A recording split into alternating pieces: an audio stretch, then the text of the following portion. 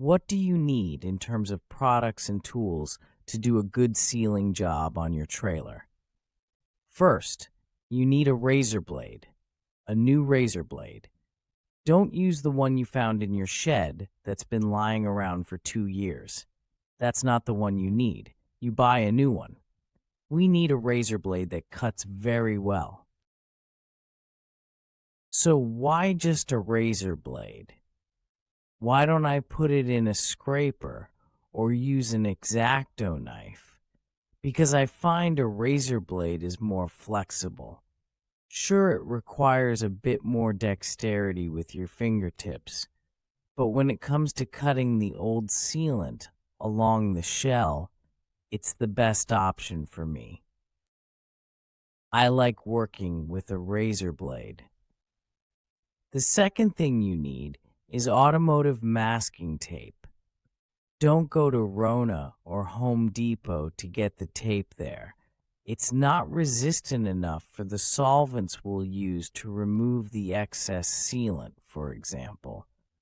So you need automotive masking tape. You go to a store that sells automotive paint and ask for 3/4-inch masking tape for bodywork. The tool you also need is the famous caulking gun. You need a good quality caulking gun, not something you buy for $5 at a discount store. The hardware store, one made of sheet metal that jams every 5 minutes. You need something that will last. After that, it's worth investing in it because you'll be able to use it at home, no matter what, and make nice caulking joints, even around your sink.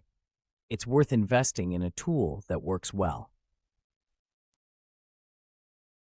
If you want to invest a little more, there are air-powered caulking guns. Of course, this requires having an air compressor, but what's great about air-powered caulking guns is that by adjusting the airflow, you can achieve a constant flow of sealant coming out of the gun. So what's great is that you can start from the back and go all the way to the front with a consistent flow. You don't need to pump every 5 seconds. That's really important. If you want to save time and do a good caulking job, an air caulking gun will help. It's about $50, which isn't too expensive. If we compare it with battery-powered caulking guns, which I will buy one day, a battery-powered caulking gun can easily cost $300 or $400 depending on the brand. Sometimes they are even more expensive. So one day, I'll treat myself to that, but for now, I manage with this. I'll eventually upgrade the training to show you how that type of gun works. In terms of products, here's what you'll need. First and foremost, the crucial product is the sealant. What I use is 3M 4000 UV. I find it works the best. I've tested various caulks, and I find this one is very easy to work with. It also cleans up very well with the solvents that I'll introduce to you next.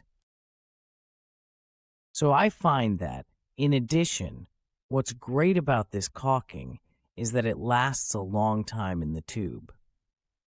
When you're done with your job, if you have some left, you leave a little bit sticking out. Let it dry upside down with a little bit sticking out, and it creates a sort of plug.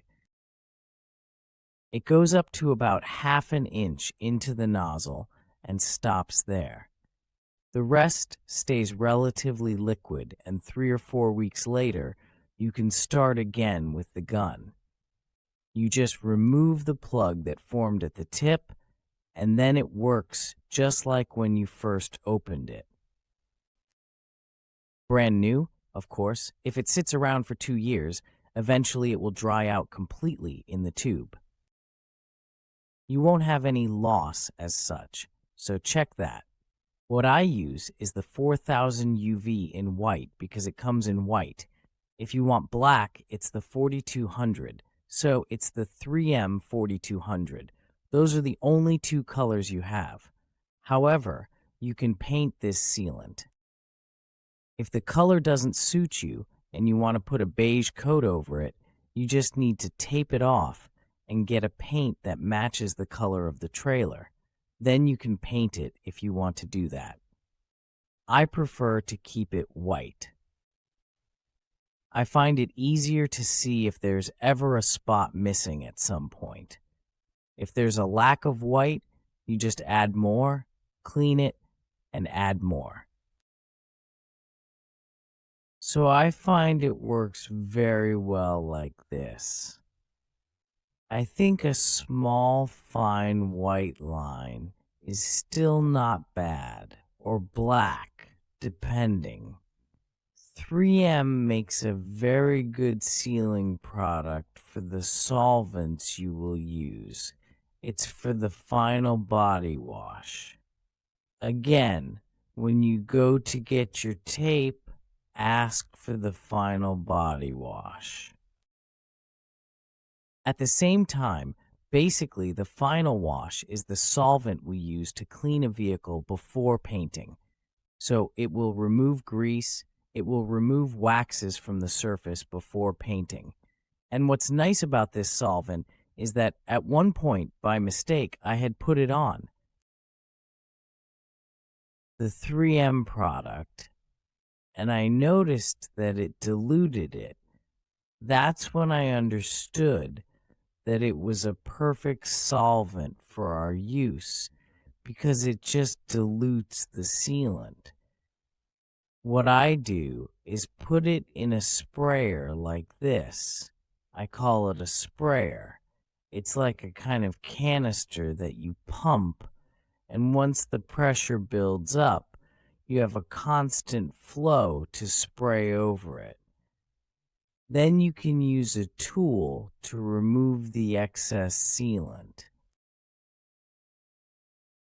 And afterwards, if you want to clean off anything around your hands, or if it has spilled a little on the shell, you can put a bit on the end of a rag and wipe off the excess with this product. It's really important to have it to do a good job. And I would say it's essential for doing a good job, and it will also help you smooth things out. If you have any small imperfections, you take the solvent, apply it, and then you need gloves. I don't have any on hand, but wear gloves because it can get messy.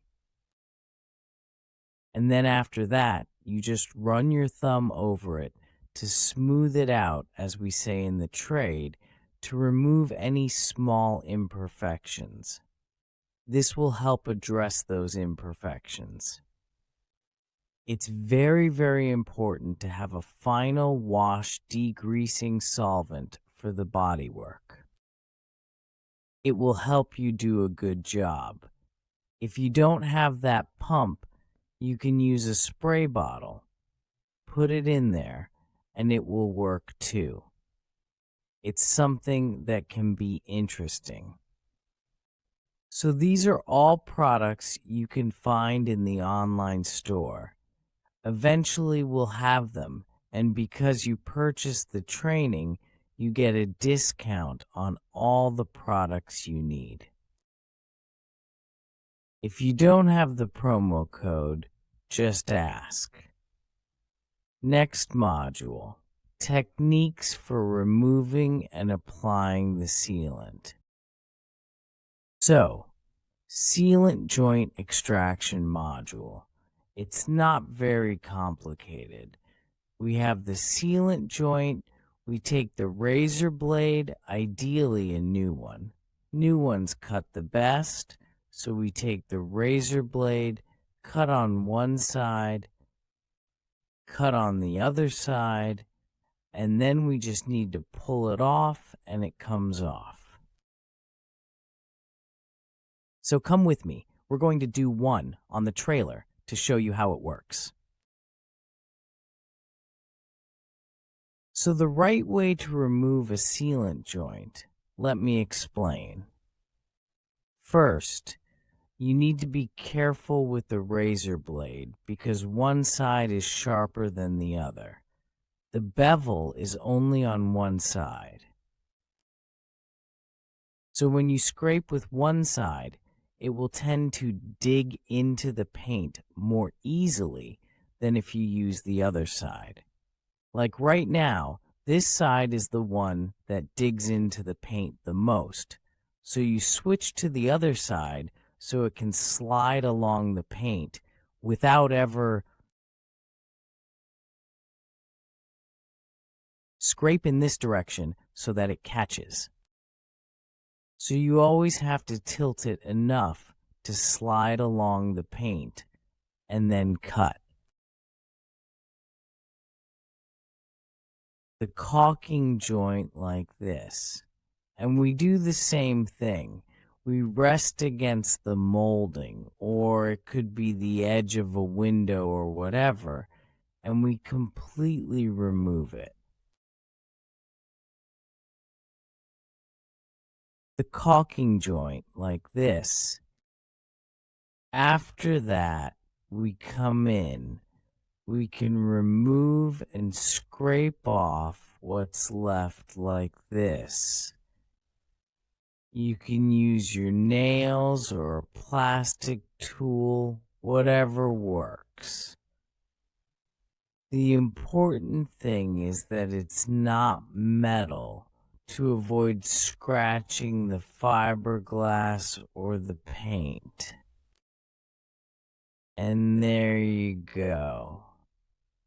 The sealant is removed. So we do this all around the trailer to finish the module. It's not complicated. You just need a bit of patience, the right tool, and dexterity.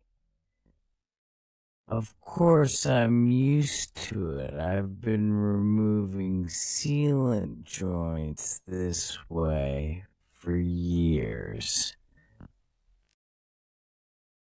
I think the first hour you might find it difficult, but after that, it will go well.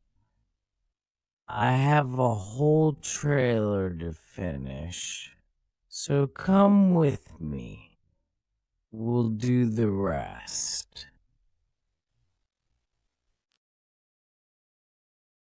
The sealant removal module is complete.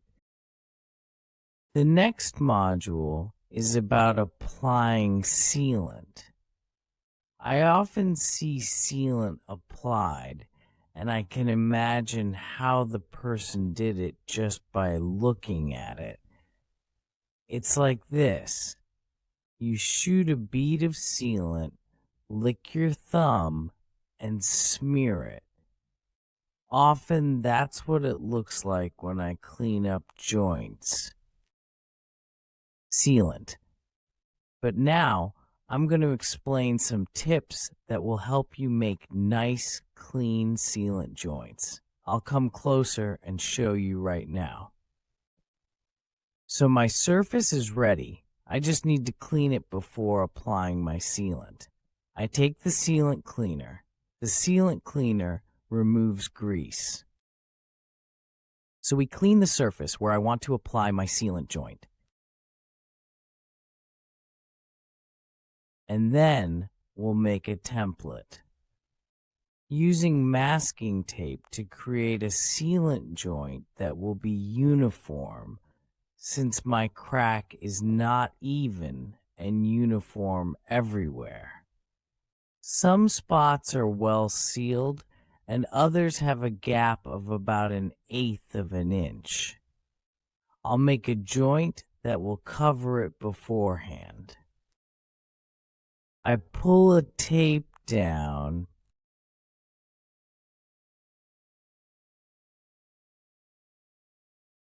like this. And then I apply my tape on top like this. I did it this way, but if you want to make it thinner or wider, it's up to you. The basic technique is the same. So we proceed this way. Then we take the sealant. I prefer the 3M4000, the 3M4000 UV. It's really the best for sealing. I've tried different sealants, I've tried silicone, and so far the 3M4000 is the best to work with. There's also Sika and another brand with a number X. I've tried those, but they yellow in the sun and don't look good. This one stays nice over time, and if it gets dirty, you just clean it with a sealant cleaner and it goes back to looking as white as new.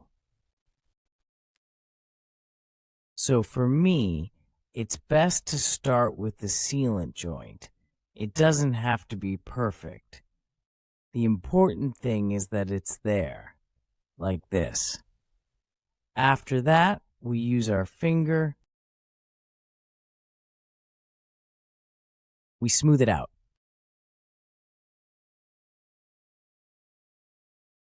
And then I use my finger here. But there are also small tools that look like this, or those tools there. They are good too. In some situations, I find it useful to have them. And once that's done, you can just peel off the tape like this. And peel off like this. And there you have a sealant joint, which is uniform. That's the first trick. It's the beginner's trick. It's also the one that takes the most time. Notice it's not the method I use. So we're going to wipe all this off, and I'm going to show you how I do it, which is the fastest way, but also the hardest to master. When it's mastered, it goes quickly.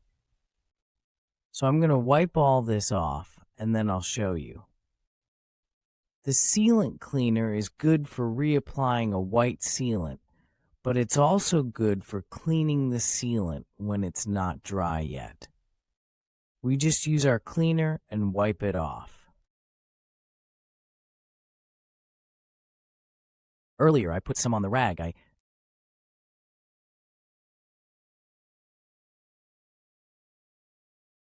It's a cleaner. What's nice is that it dilutes. That's more the term, the sealer. If you have small touch-ups to do and then you want to smooth it out, you put a little bit of sealer and just smooth it out. It will make it shinier. When it dries, it will look like a perfect job. So I'll grab another rag.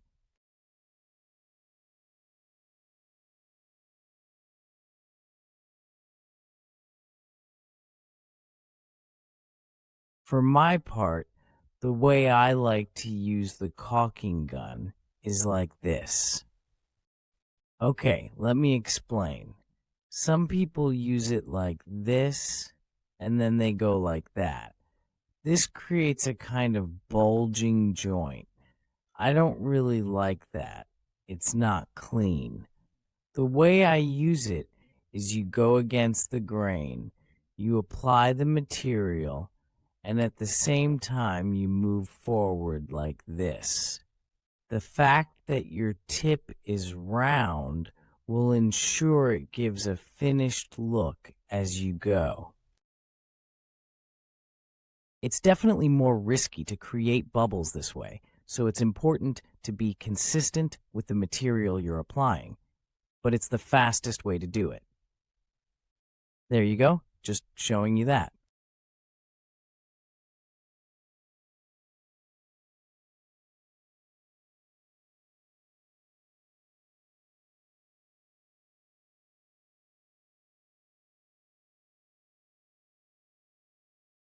You can see I stopped applying material at this point, but you can see the result. It's still pretty good. I do have a bit of dried sealant on the plastic tip of my sealant tube, but when you order new sealant, it comes with a new tip, so you won't have this kind of problem. Sometimes it can cause small overflows like this. You then take the sealant cleaner and wipe off the excess.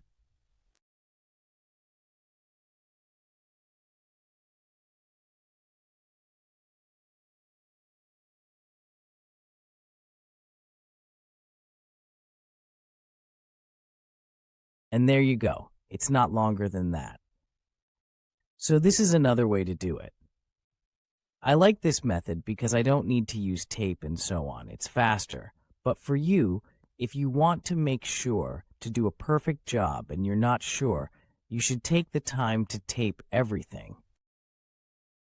Then it's like masking everything else. You do it in one go, because where there are joints, it will be difficult to make clean lines. So you start from one side and go to the other side. It doesn't matter what you're going to do on the trailer, you start. On one side, you go to the other side and then you make your joint. You wipe and unmask. If you did it the way I explained, it should automatically create nice sealing joints. So as you can see, it's not that complicated to make nice sealant joints. You'll be able to do it with practice. You don't get good overnight. Now, I've given you the techniques. If someone had given me this technique when I started, I would have been better much sooner. It's been quite a few years now. I've been doing this for about 20 years, and I would say that in the first 2, 3, or 4 years, I finally found this technique. And after that, you know the rest. After that, we just refine the techniques we have, and we get better and better. It's normal to struggle a bit at first. It's okay. Persevere, and you'll get it with the techniques I've given you. If you do exactly what I said, you'll end up with something nice. It will be much better than my Uncle Roger's technique with spit and push. We can agree on that. We'll see each other in the next training session. I hope it goes well. If you have any questions, don't hesitate to contact me, and I'll help you if I can. If you enjoyed this training video, please subscribe to this page if you haven't already done so. Give it a thumbs up and share it with as many people as you think it could help. I also warmly invite you to visit my online shop where you can easily buy the products you truly need to safely do the work on your caravan. And also, I would like to propose that you go take a look at my page on my online shop where all of my training courses are listed. I also have several paid training programs that are considerably more technical, including, for example, the 4-step polishing of a travel trailer with an original gel coat finish, or if you prefer, an automotive paint finish. On that note, we'll see each other in the next video, gang. Bye.